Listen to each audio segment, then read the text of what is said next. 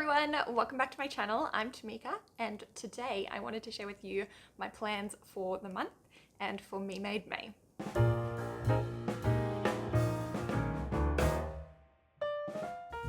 I hope you're all doing well and thank you again for joining me today. As I'm sure many of you are aware, this month is Me Made May. If you don't know what Me Made May is, it is, I guess, a big community project that was started by Sozo Blog in, I don't actually know what year. It's been running for several years now. And there's a hashtag over on Instagram that you can follow. Check out everyone's Me Made May makes and what they're wearing and what they're planning. It's just a great time to pull out all of your Me Mades and, you know, style them in different ways, or just make use of those pieces that maybe haven't gotten as much love, or even just kind of going through your wardrobe and seeing what's missing. It's completely up to you how you participate in Me Made May. I am personally wearing something Me Made every day and I'm posting about it in my stories over on Instagram. So make sure you go and follow me over there if you want to see what I'm wearing every day for the month of May. Let me know what your plans are for Me Made May. I would love to hear. This is the first year that I have kind of had a fairly significant pledge of wearing and posting every day. Last year I posted maybe once a week or a couple of times a week what I was wearing because I didn't have a particularly large handmade wardrobe, so I could only kind of wear Me Made every now and then. Now my wardrobe has grown enough that I can wear something Me Made every day, and I'm excited to be sharing that with you. I'm going to get into what my plans for the month are.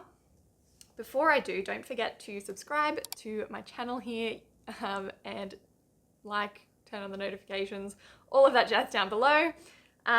It helps me out and helps other people find me as well. So let's jump in to my plans for the month. So this month is a fairly busy month for me. I still have to finish my formal dress for my friend's wedding. To be honest, I am stoked that I can even make it because I wasn't sure that I was going to be able to get back from Western Australia in time for their wedding, or if I was, I wouldn't have any time to make the dress. So this video is going up on probably Friday or Saturday. So if my dress isn't done by then, I'm in big trouble because the wedding's on Saturday. So fingers crossed that I can get that finished. I did a little toile a couple of days ago and it was a total nightmare. You'll hear all about it at the end of the month, I'm sure. And yeah, I made a couple of adjustments prior to toiling and it's just a mess. So I need to toile it all again. Today is Tuesday as I'm filming. So if I don't have a wearable muslin by the end of the day tomorrow, I think I'm going to need to make other plans. Anyway, crossing fingers that one's going to work out. I've also got the Shona Joy dress that I am working on. That one, because the formal dress is the thing this week, that one I will work on next week and will hopefully have a sew along for you either that week or the following one. Super excited about that one, can't wait. Now, my other projects are all ones that I have pulled from my UFO pile. So I actually kind of sorted out that stuff in my sewing room a few weeks ago and kind of got it all organized. So I know exactly how many projects that I have waiting for me. It's quite embarrassing, to be honest. But I've pulled out 3 of them.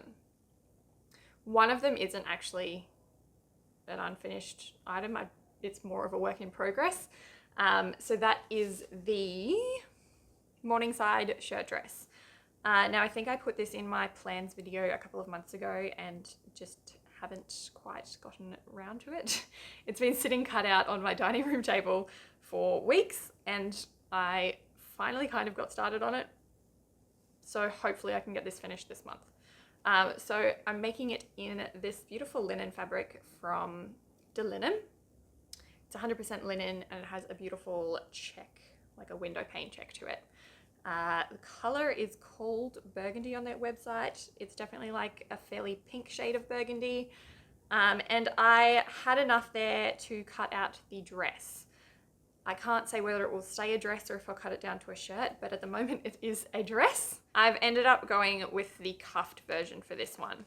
I really want to make a flutter sleeve version, but this fabric I just don't think will be drapey enough for that, so I've cut out the cuffed version.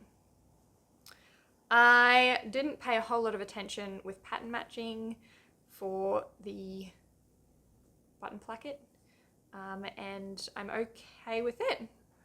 Like, I don't mind that it doesn't match perfectly across the front because I would kind of prefer that you actually see where the placket is.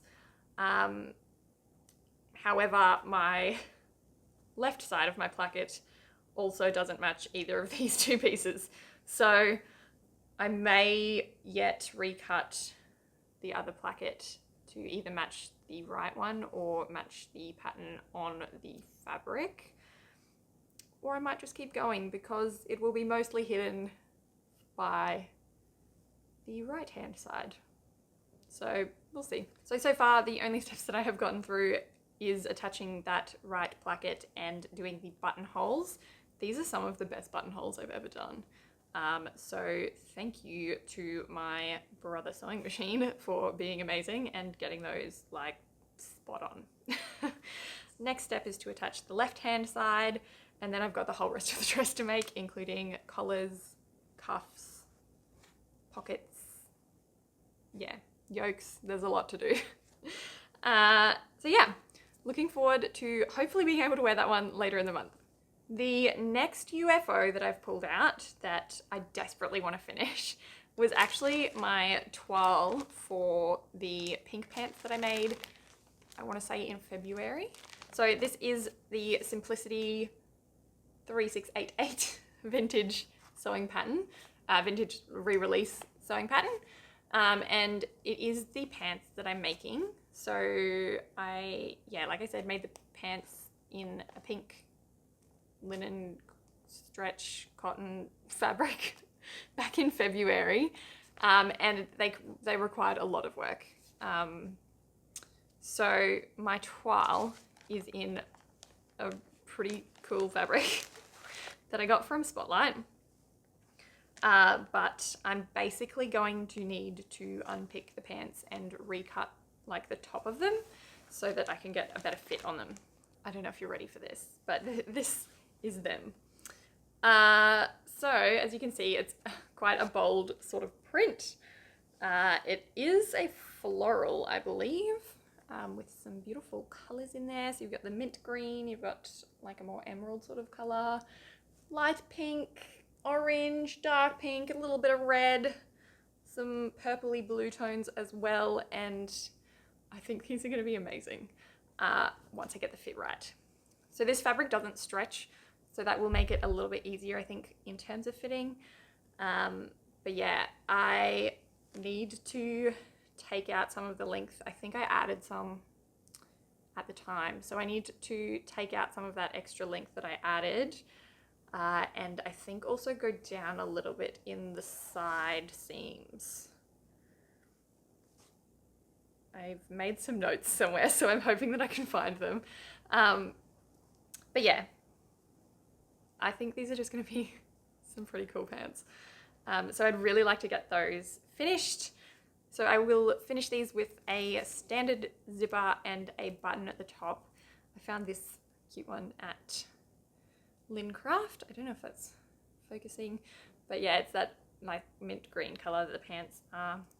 And yeah, I don't think I mentioned the pink pants I actually finished just with an invisible zip and no buttons or anything. So the last project that I pulled from my UFO pile is one that I'm not proud to say has been sitting unfinished for probably 3 going on 4 years now.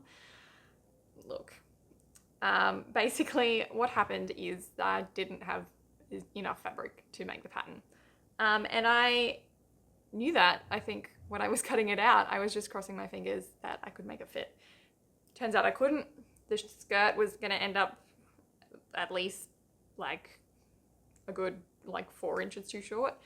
And that's not even the full length of the skirt. That was just as long as I was comfortable wearing it. So I've basically been waiting to find a fabric that I can add in to be able to make that skirt longer.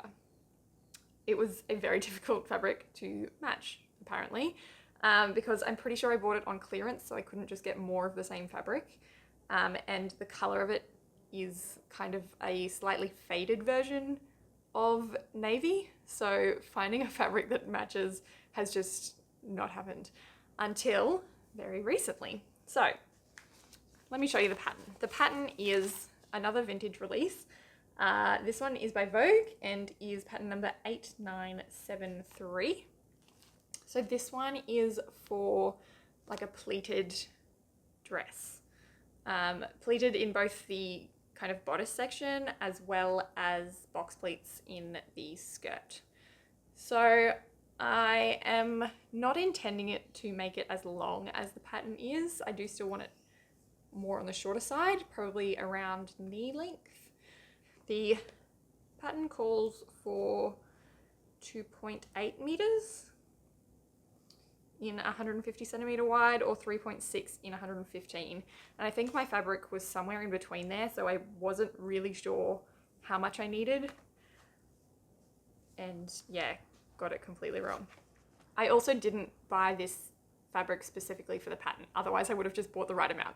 Anyway, the fabric, it is all still pinned to the pattern pieces, and has been sitting very neatly, really, considering, for a long time.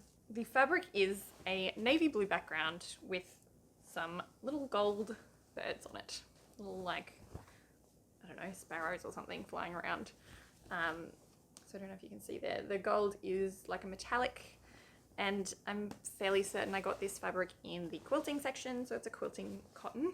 And yeah, I was so excited to get started on this project, and when I realized I wasn't going to be able to fit it, I was devastated. So I tried and tried to get more of this fabric, and it just didn't show up anywhere. So I still have heaps of this because so far I've only cut out the bodice sections, and then this was meant to cover the rest of it, which it didn't.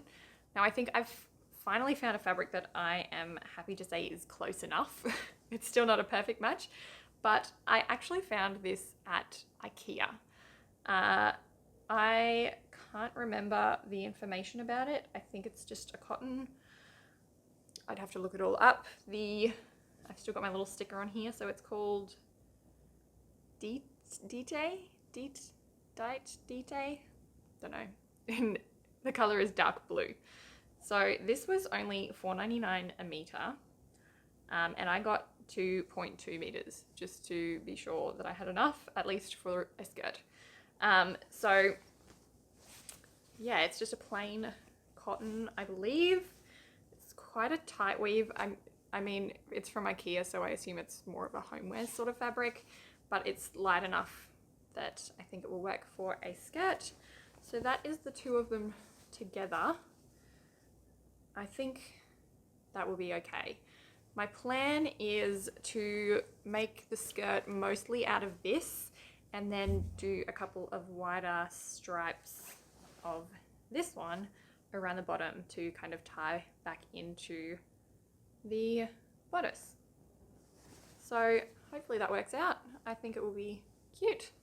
And hopefully I get enough time to do that in May so I can tick another one off of my UFOs list that desperately needs cutting down to size.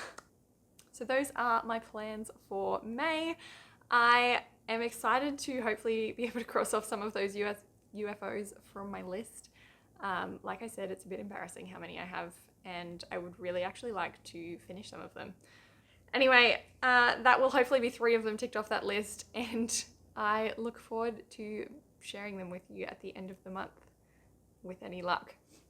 Let me know what you're up to this month. I always love hearing, and I hope you have a wonderful week, and I will see you next time. Bye. It's getting dark rather quickly.